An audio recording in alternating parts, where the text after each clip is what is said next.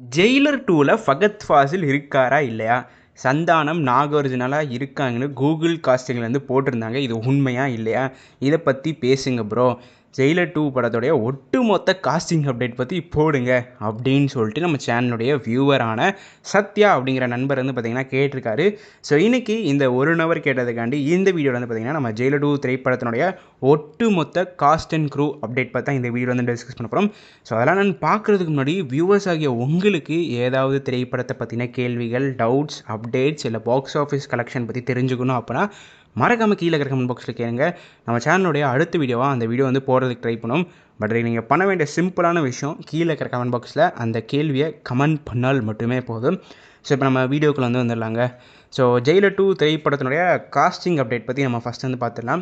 So இந்த திரைப்படத்தினுடைய கதாநாயகன் நம்ம சூப்பர் ஸ்டார் ரஜினிகாந்த் அவர்கள் தான். ஸோ ஜெயிலர் 1ல் வந்து பார்த்திங்கன்னா எப்படி டைகர் முத்துவேல் பாண்டி ஒரு பயங்கரமான ரோலில் வந்து நடித்தாரோ, ஸோ அதே ரோலில் தான் வந்து பார்த்திங்கன்னா இந்த திரைப்படத்தில் வந்து பார்த்திங்கன்னா நடிக்க போகிறாரு. ஸோ அதுக்கப்புறமா வந்து பார்த்திங்கன்னா நம்ம மோகன்லால் அவர்கள் மேத்யூ அப்படிங்கிற கேரக்டரில் வந்து வர போகிறாரு. ஸோ எப்படி ஜெயிலர் 1ல் வந்து பார்த்திங்கன்னா ஒரு சின்ன கேமியோ ரோல் மாதிரி வந்துடும், ஸோ அதே மாதிரி தான் வந்து பார்த்திங்கன்னா இதிலே வந்து வர போகிறாரு. ஸோ ஏதோ ஒரு இன்டர்வியூவோ இல்லை ப்ரெஸ் கான்ஃபரன்ஸோ தெரில, ஸோ அதில் கூட சொல்லியிருப்பார், எனக்கு வந்து ஒரு வாரம் கிட்ட ஷூட்டிங் வந்து இருந்துச்சு, நான் வந்து அதுக்கு போக போகிறேன் அப்படிங்கிற மாதிரி வந்து சொல்லியிருந்தார் ஜான்வரி டைமில். ஸோ அதெல்லாம் வச்சு பார்க்கும்போது எப்படி ஜெயிலர் 1ல் ஒரு சின்ன கேமியோ ரோல் வந்து அவர் கொடுத்தாங்களோ, ஸோ அதே மாதிரி தான் இந்த திரைப்படத்திலே ஒரு சின்ன கேமியோ ரோல் வந்து நம்ம நெல்சன் அவர்கள் வந்து கொடுத்துருக்காரு. ஸோ அதேமாதிரி திரும்பவும் வந்து பார்த்திங்கன்னா நம்ம சிவராஜ்குமார் அவர்களும் வந்து பார்த்திங்கன்னா ஒரு கேமியோ ரோல் வந்து பண்ணியிருக்காங்க. ஸோ அதுக்கப்புறம் வந்து பார்த்திங்கன்னா நம்ம ரம்யா கிருஷ்ணன் அவர்கள் வந்து பார்த்திங்கன்னா இந்த திரைப்படத்தில் வந்து நடிக்க போகிறாங்க. ஸோ ஜெயிலர் 1லே பார்த்துருப்போம், நம்ம ரஜினி சாரோடைய ஒய்ஃபாக வந்து நடிச்சிருப்பாங்க. ஸோ ஜெயிலர் 2லே வந்து பார்த்திங்கன்னா அவங்க வந்து வராங்க, விஜி அப்படிங்கிற கேரக்டர்லேருந்து வராங்க.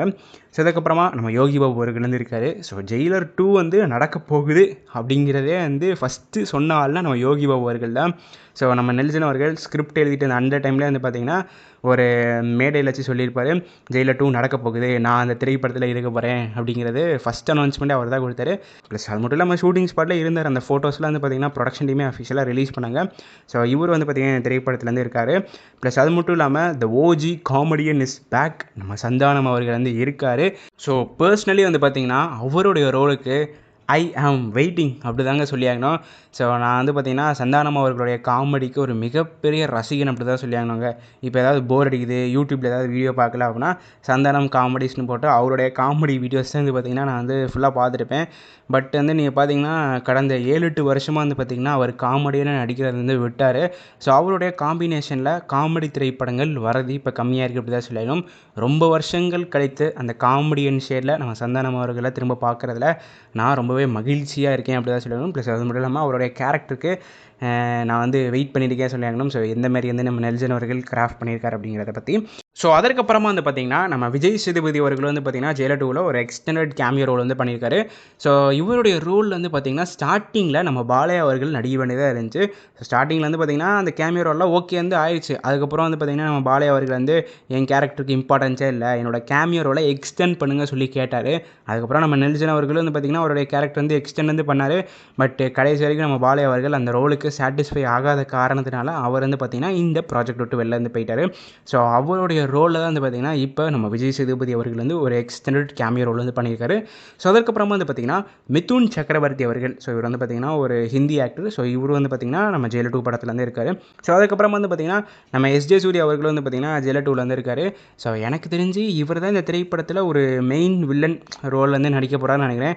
எப்படி ஜெயிலர் 1ல் நம்ம விநாயக் அவர்கள் மெயின் வில்லனாக நடித்தாரோ, ஸோ அந்த மாதிரி ஜெயிலர் 2ல் வந்து பார்த்திங்கன்னா மெயின் வில்லனாக எஸ்ஜே சூர்யா அவர்கள் இருப்பார்னு நினைக்கிறேன்.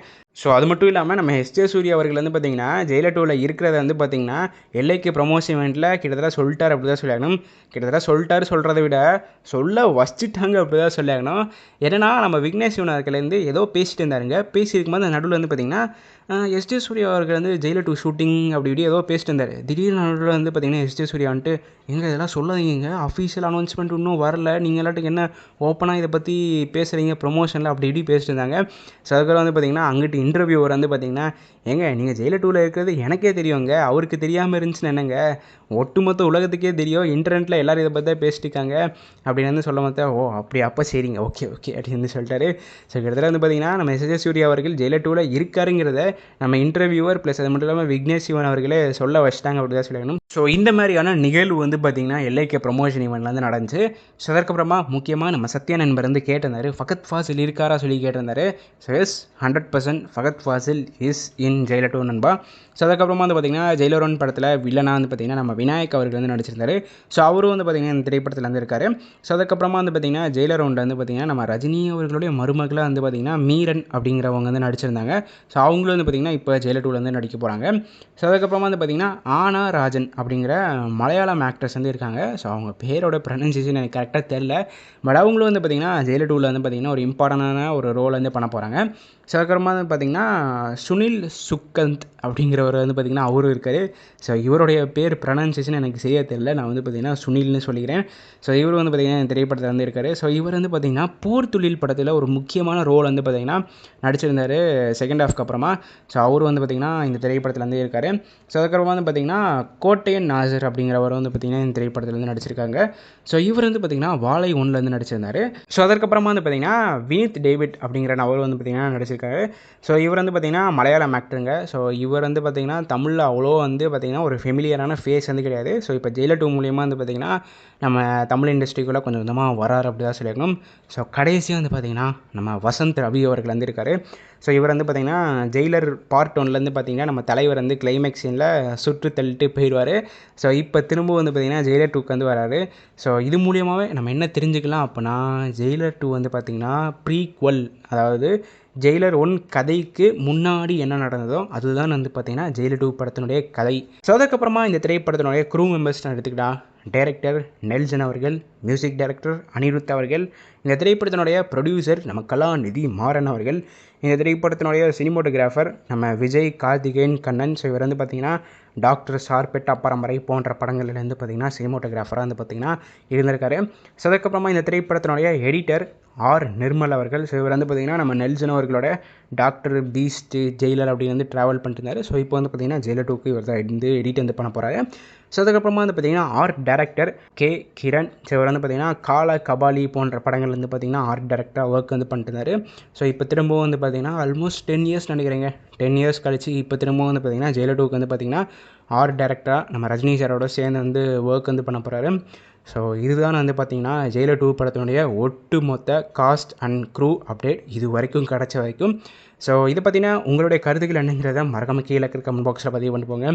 இந்த வீடியோ நான் இதோட முடிச்சுக்கிறேன். அடுத்த வீடியோவில் சந்திக்கும் வரை நான் உங்கள் நன்றி, வணக்கம்.